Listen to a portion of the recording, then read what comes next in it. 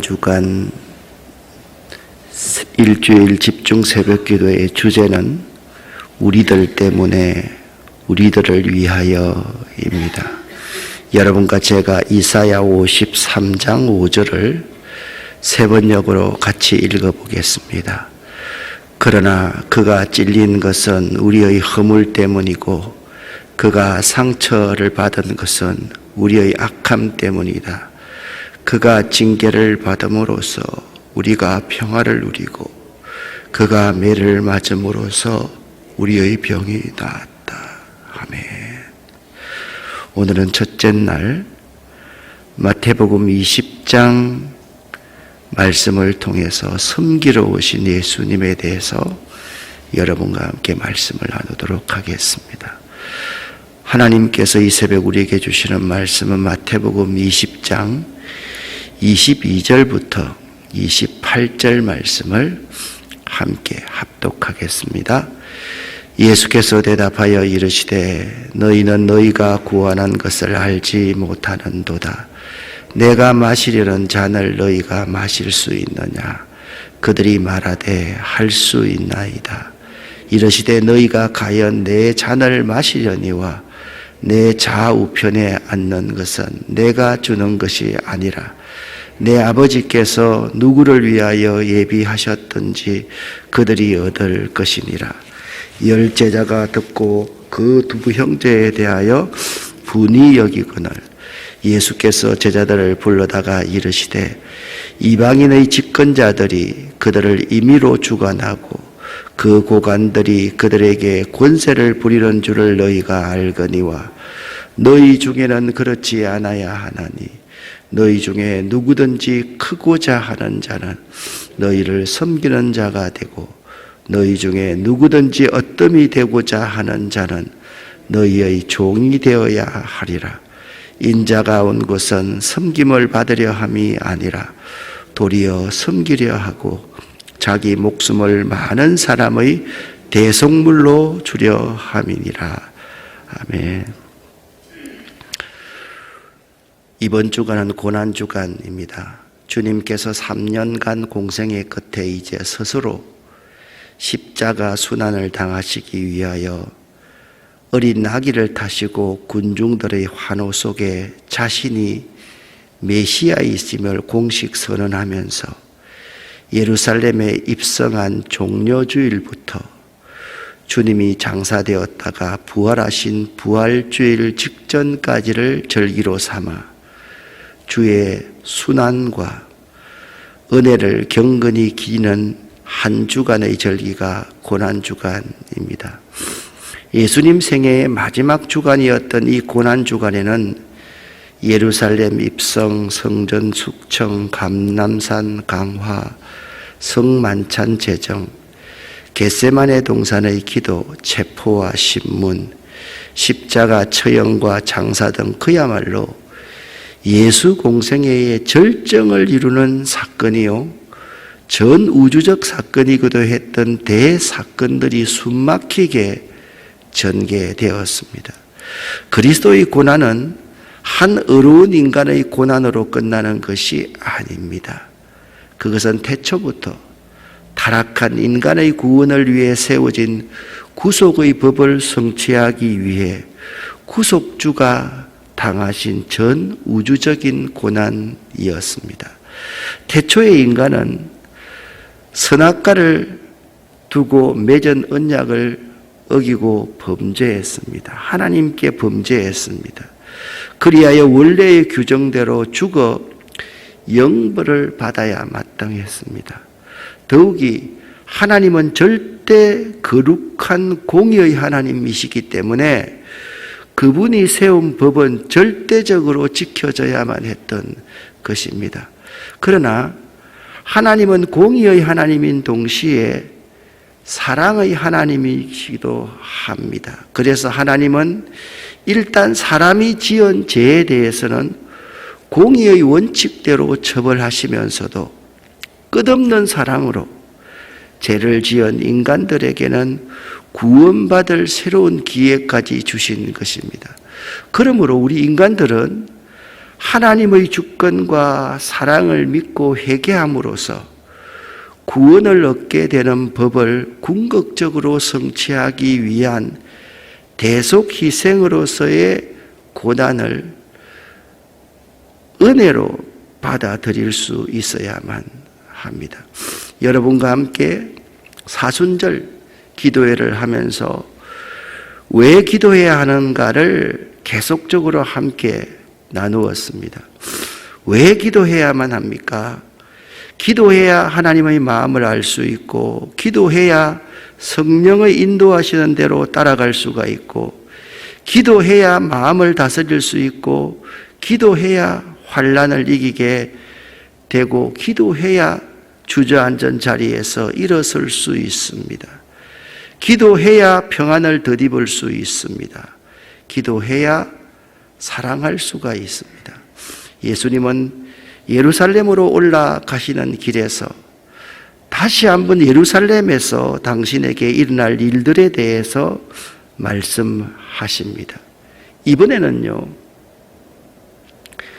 그를 이방 사람들에게 넘겨주어라는 말을 덧붙이십니다.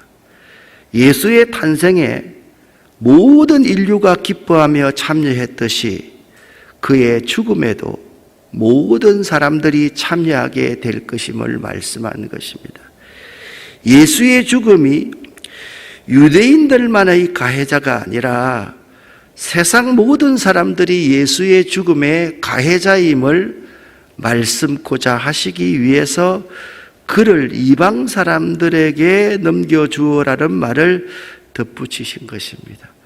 그분의 죽음은 모든 인류를 위한 죽음이기 때문이었습니다. 예수께서 이렇게 말씀하실 때 한 여인이 예수께 찾아와 예수님께 간청을 합니다. 그 여인은 야고보와 요한의 어머니였습니다. 예수께서 그 여인에게 무엇을 원하십니까? 라고 묻자 그 여인이 대답하기를 하나님 나라가 오면 자기의 두 아들을 가장 높은 자리에 앉혀달라고 간청합니다. 앞서 예수님께서 이런 말씀을 하셨거든요. 새 세상에서 인자가 자기의 영광스러운 보좌에 앉을 때에 12 제자도 함께 다스리게 될 것이다 라고 말씀하셨는데, 그것이 이 여인은 이 땅에 세워질 나라라고 오해한 것입니다. 그런데 왜 야고보와 요한의 어머니가 이런 질문을 하게 되었습니까?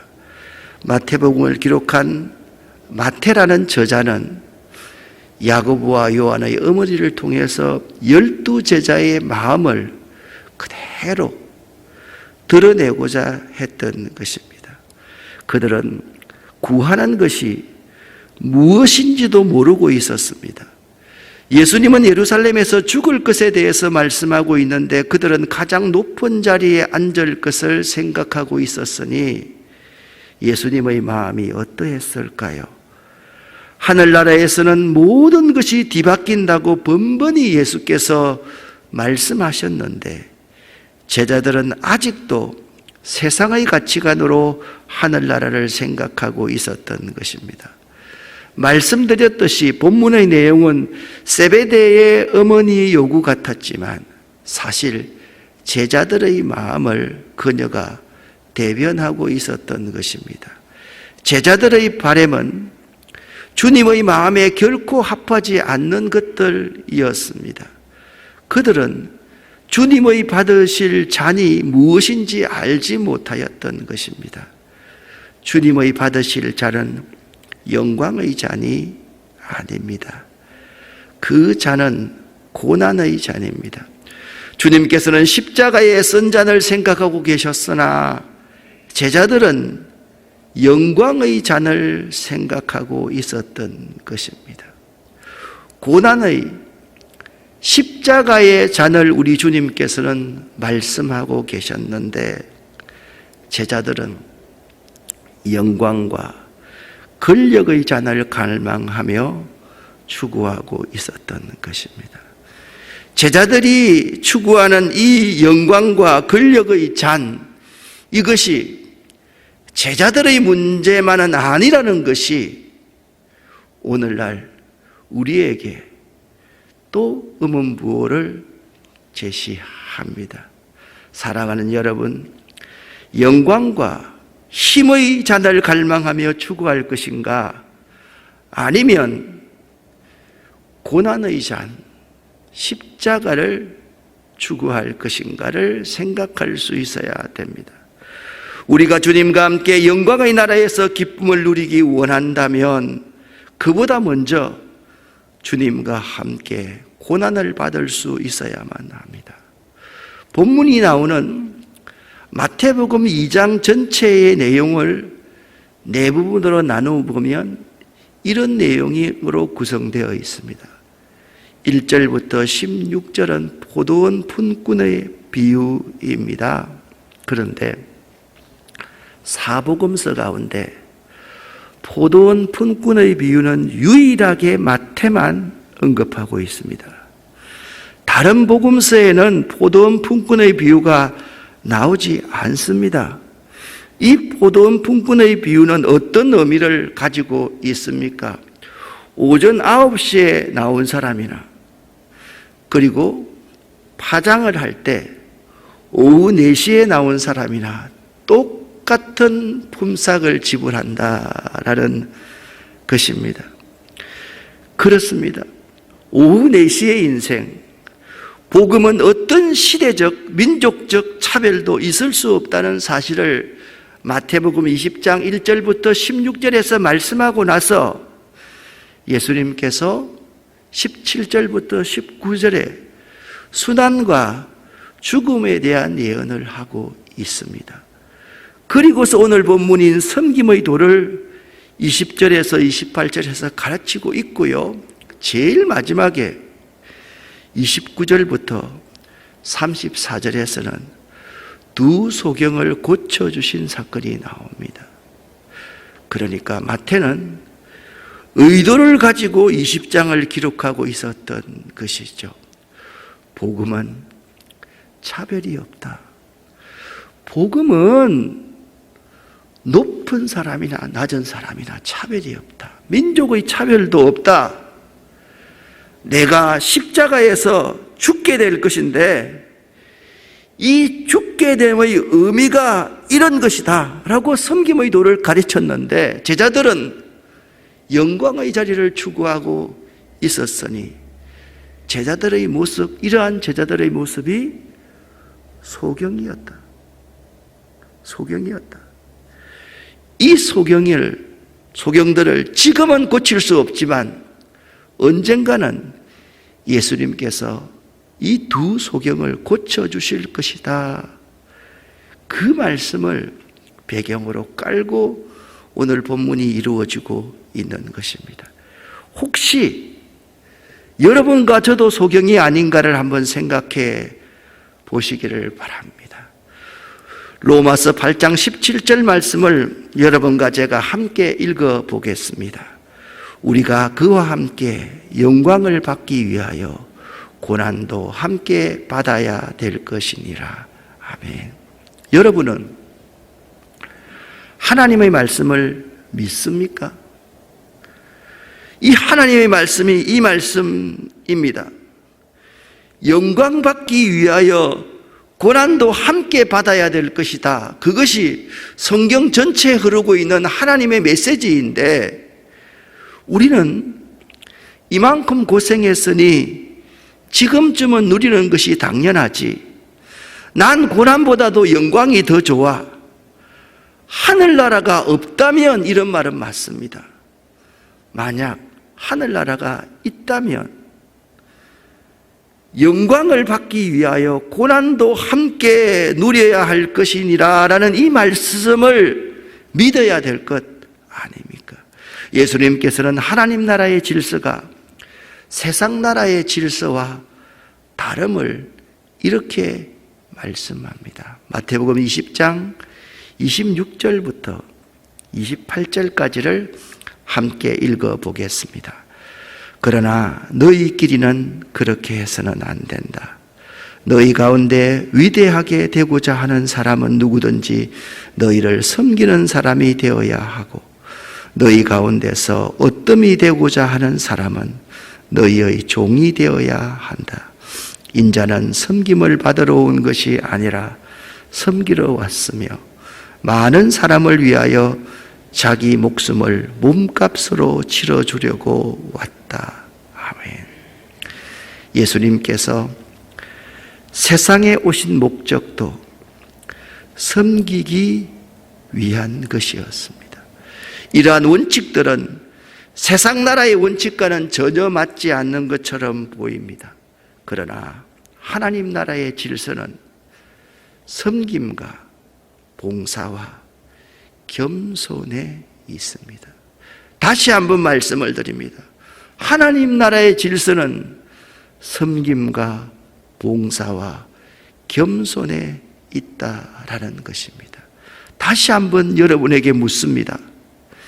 여러분은 하나님의 말씀이 진리임을 믿습니까? 우리가 영광을 받기 위하여 그와 함께 고난도 받아야 하리니, 이 말씀을 믿느냐 말씀입니다. 이만큼 고생했으니 마지막 순간까지, 남은 한 생명까지 섬김의 삶을 살아야지. 그래, 고난이 있어야 영광이 있지. 나는 하늘나라가 있음을 믿어. 그래서 하늘나라를 위해서, 영광을 얻기 위해서 고난도 함께 받아야 하리라, 이 말씀을 믿어 라고 여러분 스스로가 고백할 수 있어야만 할 것입니다. 지금 찬송가는 없는데요, 옛날 통합 찬송가 522장에 주님이 가신 섬김의 길은 이라는 찬송이 있습니다. 주님이 가신 섬김의 길은 그 길을 따라가게 하소서. 어두운 길을 걸어갈 때에 주 크신 사랑 마음에 느끼고, 우리가 주를 섬겨받더러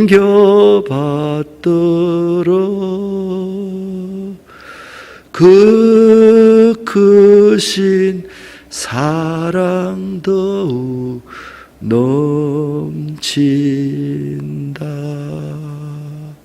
사랑하는 성도 여러분, 우리들 때문에, 우리들을 위하여 예수님께서 그 십자가의 험한 그 길을 걸으셨고 십자가에 달려 돌아가셨습니다.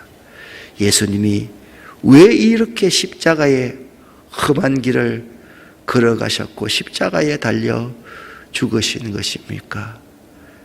그분은 섬기기 위해서 왔습니다.